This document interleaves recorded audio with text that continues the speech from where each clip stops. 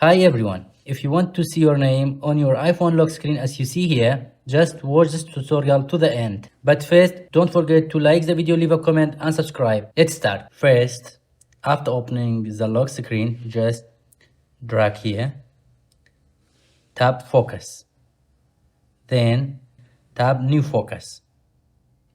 Here you can select it custom and you can add a different color. For example, I selected red color. Here you can select it different icon. I selected this file icon. Now from here insert your name.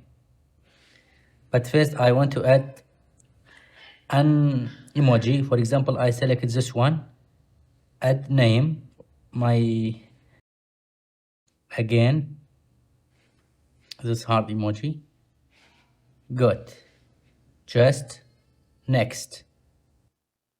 Customize focus. It is done.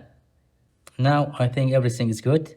Just come back to here, then just like this, go to focus, select this one. Good. Now if I turn off, you see my name appears here. That's it. Please don't forget to like the video. Have a nice time.